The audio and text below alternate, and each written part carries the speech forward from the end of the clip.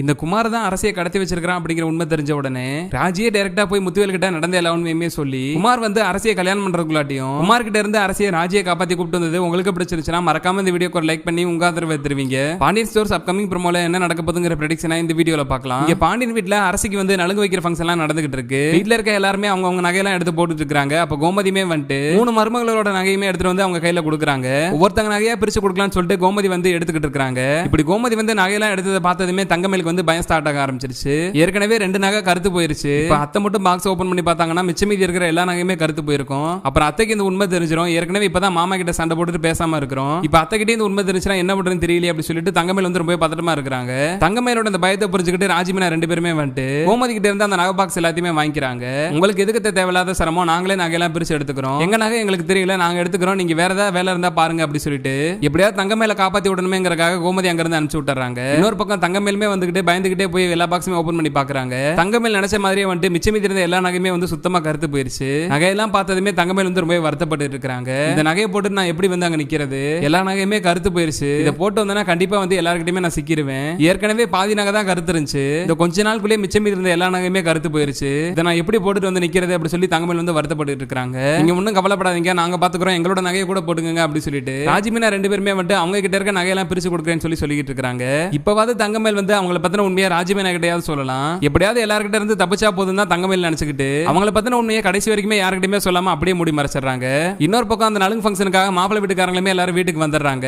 அப்ப அங்க வர மீனா வந்துட்டு இன்னைக்கு நீயே நானு தங்கமேல் அக்கா 3 பேருமே வந்துட்டு மேட்சுக்கு மேட்சா தான் ட்ரெஸ் பண்ண போறோம். உனக்கு அது தெரியல ராஜி, கதிர்க்கு வந்து உனக்கு மேட்சான ட்ரெஸ் எல்லாம் எடுத்து கொடுத்துறியா அப்படி சொல்லி கேட்டுட்டு இருக்காங்க. நான் அதெல்லாம் வந்துட்டு எப்பயோ சொல்லிட்டேங்க, ஆனா அவன் என் பேச்சு கேட்கற மாதிரியே தெரியல. என்னோட சாரிக்கு மேட்சா ட்ரெஸ் போடுனா அவன் போட மாட்டேன்னு சொல்லிட்டு வீம்புக்குனே வேற ஏதோ ஒரு கலர் ட்ரெஸ் எடுத்து போட்டுருக்கான். நீங்க வேணுமா பாருங்க, இந்த ஃபங்க்ஷன் முடியறதுக்குள்ளாட்டி அவனோட சட்டையெல்லாம் கிளிய போகுது. இந்த வருஷம் ஃபுல்லாவே அவன் வந்து கிழிஞ்ச சட்டையோட தான் சுத்த போறான் அப்படி சொல்லிட்டு கதிர் ரூமுக்கு வெளியே தான் நிக்கிறாங்க அப்படிங்கறதே தெரியாம ராஜி பாட்டுக்கு கதிர் மேல இருக்கிற கோவத்துல பயங்கரமா திட்டிட்டு இருக்காங்க. கதிர் எப்படிப்பட்ட நல்ல பையன், கதிரை போய் திட்டுறே அப்படி சொல்லிட்டு மீனாமே வந்து கதிரை பாராட்டிட்டு இருக்காங்க. வெளிய இருந்து பாக்குற உங்களுக்கு தான் கதிர் நல்ல பையனா தெரியும். நான் கூட வாழ்ந்துகிட்டு இருக்கேன், கதிர் எப்படிப்பட்ட கேரக்டர்னு எனக்கு தெரியும். நம்ம உடம்பு ஃபுல்லா ரத்தம் ஓடுதுன்னா அவனுக்கு தலையில இருந்து கால் வரைக்கும் வெறும் திமிரு மட்டும் தான் ஓடிக்கிட்டு இருக்கு. அதனால தான் இப்படி எல்லாம் பண்ணிட்டு இருக்கான் அப்படி சொல்லிட்டு ராஜி வந்து கதிரை கண்டபடி திட்டிட்டு சாம விட்டு ரூம் விட்டு வெளியே வராங்க. ராஜி ரூம் விட்டு வெளியே வந்ததுக்கு அப்புறம் தான் கதிர் ரூமுக்கு வெளியே நிக்கிறதே ராஜிக்கு தெரியுது. கதிரை பார்த்ததுமே ராஜி வந்து ரொம்பவே ஷாக் ஆயிடுறாங்க. எதுக்கு தேவையில்லாம என்னை பத்தி வீட்ல இருக்க ஆள்கிட்ட எல்லாம் சொல்லிட்டு இருக்கிற, எனக்கு பிடிச்ச ட்ரெஸ் நான் போட்டுருக்கேன், அதுல உனக்கு என்ன பிரச்சனை, தேவையில்லாம என்னை பத்தி வீட்ல இருக்கவங்க எல்லாம் சொல்லிட்டு இருக்காத அப்படி சொல்லிட்டு ராஜி பேசுனதெல்லாம் பார்த்து டென்ஷன் ஆகி கதிர்மே வந்து ராஜி திட்டி விட்டுறாரு. இன்னொரு பக்கம் ராஜிமே வந்து நான் அப்படிதான்டா பேசுவேன், உன்னால என்ன பண்ண முடியும் அப்படி சொல்லிட்டு அவங்களுமே வந்து கதிர் வம்பளுக்கிற மாதிரி பேசிட்டு அங்க இருந்து கிளம்பி போயிடுறாங்க. இன்னொரு பக்கம் ராஜி திட்டிட்டு போனதெல்லாம் கதிர் வந்து பெருசாவே எடுத்துக்கல. சந்தோஷமா சிரிச்சுக்கிட்டே ராஜியை பார்த்து பேசிட்டு அப்படியே அவருமே அங்க இருந்து கிளம்பி போயிடுறாரு. இங்க அரசி வந்து குமார் சொன்னதெல்லாம் மனசுல வச்சுக்கிட்டு குமார்னால மறுபடியும் எதுவும் பிரச்சனை வந்துருமா, குமார் சொன்ன மாதிரி போஸ்ட் அடிச்சு ஊர் ஃபுல்லா ஒட்டிடுவானா, இந்த கல்யாணம் நடக்குமா நடக்காதான் தெரியல அப்படி சொல்லிட்டு ரொம்பவே சோகமா தான் வந்து நலுங்கு வைக்கிற ஃபங்க்ஷன்ல வந்து உட்கார்றாங்க. அரசி வந்து உட்கார்ந்த உடனே வந்து சதீஷுமே அரசி கிட்ட பேச ஆரம்பிக்கிறாரு. வழக்கம் போல அரசி வந்து இந்த குமார மனசுல நினைச்சுக்கிட்டு குமார்னால எதுவும் பிரச்சனை வந்துருமோ சொல்லி பயந்துகிட்டு மறுபடியும் வந்து சதீஷ் கிட்ட எதுவுமே பேசாம அமைதியா இருக்காங்க. இங்க நலுங்கு வைக்கிற ஃபங்க்ஷனுமே ஸ்டார்ட் ஆயிருச்சு. பாண்டியன் வீட்ல இருக்க ஒவ்வொரு ஆளா வந்து நலுங்கு வச்சுக்கிட்டு இருக்காங்க. எல்லாருமே வச்சு முடிச்சதுக்கு அப்புறமா கடைசியா தான் வந்து தங்கமேல நலுங்கு வைக்க போறாங்க. அந்த அளவுக்கு சரணன் நினைச்சு அவங்க ரொம்பவே பயந்துகிட்டே தான் நிக்கிறாங்க. மாமா வேற சொல்லி இருந்தாரு அரசியோட கல்யாணம் முடிச்சதுக்கு அப்புறமா நம்மள பத்தின உண்மையை எல்லாத்தையுமே வீட்ல சொல்லிடுறேன்னு சொல்லி இருந்தாரு. ஆல்ரெடி அவர் நம்ம மேல ரொம்ப கோவமா இருக்கிறாரு. இந்த டைம்ல நம்ம நலுங்கு வைக்க போறோம்னா அவர் என்ன சொல்லுவாருன்னே தெரியல. வீட்ல இருக்க எல்லாரும் முன்னாடி சேர்த்து நம்மளை நிக்க வச்சு திட்டிட்டாருன்னா ரொம்பவே அவமானம் ஆயிரும். நம்ம போகவே வேண்டாம் அப்படி சொல்லிட்டு தான் தங்கமேல ஒரு ஓரமா நின்னுகிட்டு இருந்தாங்க. ஆனா கோமதியே வந்து வைக்க சொல்லி கூப்பிடவும் வேற வழியே இல்லாம சரணனை பார்த்து பயந்துகிட்டே வந்து தங்கமேல் தலையை கீழே போட்டு போய் நலுங்கு வச்சு வந்துடுறாங்க. அப்ப சரணனும் தங்கமேல நலுங்கு வைக்கிறத பார்த்ததுமே குழலி வந்து ராஜி கதிரும் ஒரே மாதிரி ட்ரெஸ் போட்டுருக்காங்க. இங்க செந்திலும் மீனாவும் ஒரே மாதிரி ட்ரெஸ் போட்டுருக்காங்க. நீங்க மட்டும் ஏன் மேட்சுக்கு மேட்சா போடாம இருக்கீங்க, உங்க 2 பேத்துக்குள்ள எது சண்டையா, ஏன் இப்படி போடாம இருக்கீங்க அப்படி சொல்லிட்டு கரெக்டா நலுங்கு வைக்க போறப்பே சரணனை தங்கமேல அங்க இருக்கிறவங்க முன்னாடி நிக்க வச்சு கேள்வி கேட்க ஆரம்பிச்சிட்டாங்க.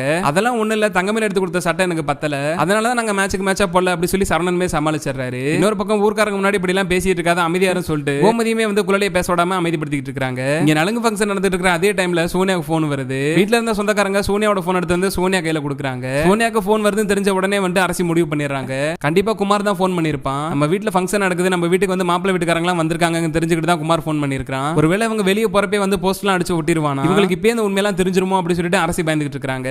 இன்னொரு பக்கம் சோனியாமே வந்து வீட்ல ஃபங்க்ஷன் நடந்துட்டு இருக்குது தெரிஞ்சுக்கிட்டே ஏன் இப்ப கூப்பிட்டு இருக்கான், எப்படி என்னால அட்டன் பண்ணி பேச முடியும் அப்படி சொல்லி சோனியாமே திருத்திரன்னு முடிக்கிறாங்க.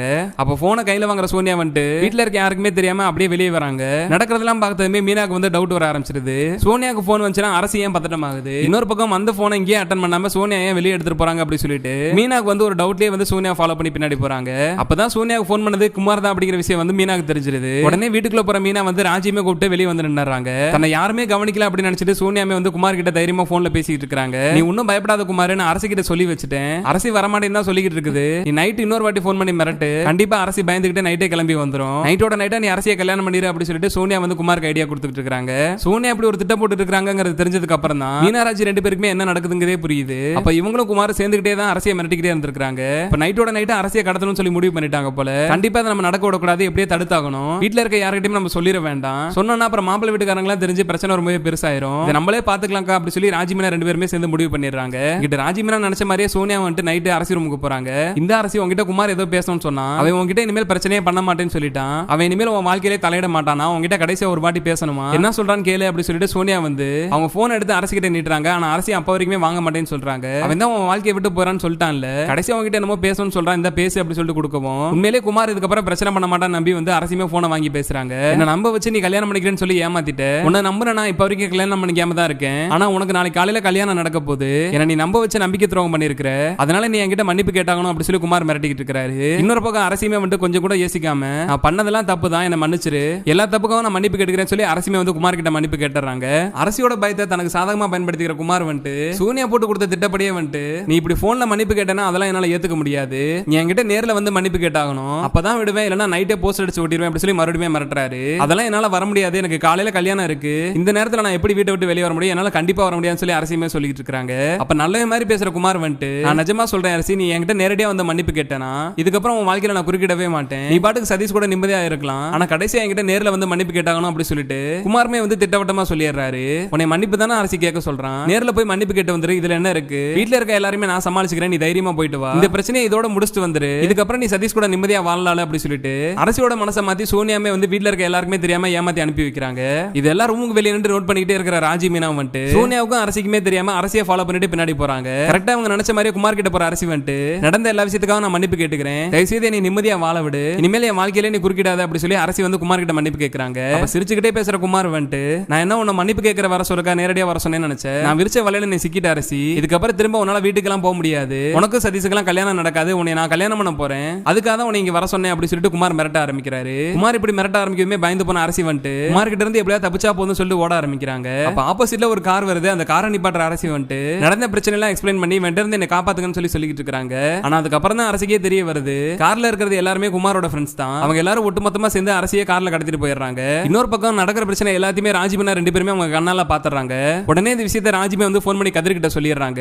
வீட்டுல மாமா கிட்ட யாருக்கிட்டையும் இந்த விஷயத்தை சொல்லிட வேண்டாம், மாமா அத்தைக்குலாம் இந்த விஷயம் தெரிஞ்சுனா ரொம்பவே பதட்டமாயிருவாங்க, ஏற்கனவே அவங்க மனசளவுல ரொம்பவே உடஞ்சு போயிருக்காங்க, இதுல இந்த அளவுக்குலாம் பிரச்சனை நடந்துச்சு தெரிஞ்சுனா அவங்களால சுத்தமா தாங்கிக்கவே முடியாது, இந்த பிரச்சனையை இன்னையோட முடிச்சிடணும், நம்ம அரசியை மட்டும் எப்படியா குமார் கிட்ட இருந்து காப்பாத்திட்டாலே போதும், நீ எங்க இருந்தாலும் உடனே கிளம்பி கோயிலுக்கு வந்துரு அப்படி சொல்லியுமே ராஜி சொல்லிடுறாங்க. இன்னொரு பக்கம் அரசியை கார்ல கடத்திட்டு போன குமார் வந்துட்டு வேற எங்கேயாவது வச்சோம்னா பிரச்சனை பெருசாயிரும், நம்ம வீட்டுல அரசியை வச்சோம்னா தான் வீட்டுல இருக்க யாருக்குமே சந்தேகமே வராது, பாண்டியன் வீட்டாளர்களும் நம்ம வீட்டுல கண்டிப்பா தேட மாட்டாங்க, வெளி இடத்துல தான் தேடுவாங்கன்னு முடிவு பண்ற குமார் வந்துட்டு நைட்ல எல்லாருமே தூங்கினதுக்கு அப்புறம் அரசியை வந்து அவங்க வீட்டுக்கே கூட்டு போயிடுறாரு. ராஜி போன் பண்ணி சொன்னதால கதிருமே வந்து அங்க கிளம்பி வந்துடுறாரு. கார் இந்த பக்கம் தான் போச்சு, ஆனா எங்கிட்டு போச்சுனே தெரியல அப்படி சொல்லி ராஜி புலம்பிக்கிட்டு இருக்காங்க. ஆளுக்கு ஒரு திசையில பிரிஞ்சு போய் தேடி பாக்குறாங்க, எங்க தேடியுமே அரசி கிடைக்கவே இல்ல.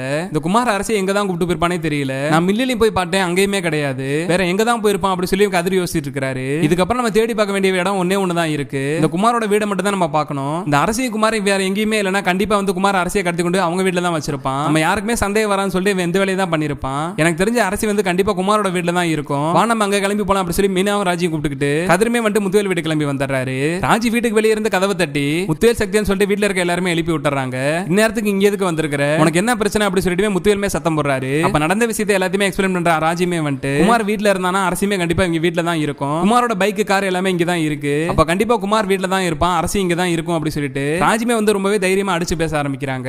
ராஜி பேசுறதெல்லாம் பார்த்ததுமே முத்துவேலுக்குமே டவுட் அதிகமாக ஆரம்பிக்குது, என்னைக்கு இல்லாம இன்னைக்கு குமார் வீட்டுக்கு லேட்டா தானே வந்தான், குமார் எழுப்பி கூப்பிட்டு அப்படி சொல்லி முத்துவேலுமே சொல்றாரு. இன்னொரு பக்கம் தயக்கத்தோட போற சக்தியில வந்து குமார் எழுப்பி கூப்பிட்டு வராரு. வீட்டுக்குள்ள ராஜி மீனா கதிர் சொல்லிட்டு எல்லாரும் வந்து நிக்கிறத பார்த்ததுமே குமார் வந்து பதட்டமாயிடுறாரு. அரசி எங்கடா வச்சிருக்கிற அப்படி சொல்லி முத்துவேல் முன்னாடியே வந்துட்டு குமாரோட சட்டையை பிடிச்சு கதிர் கேள்வி கேட்க ஆரம்பிச்சிட்டாரு. அதுல எதுவுமே பேசாம குமார் வந்துட்டு அரசி எங்க போச்சுன்னா எனக்கு என்ன தெரியும், எதுக்கு எங்க வீட்டுல வந்து பிரச்சனை பண்ணிட்டு இருக்கிற அப்படி சொல்லிட்டு எந்த தப்புமே பண்ணாத மாதிரி குமார் வந்து நடிச்சிட்டு இருக்காரு.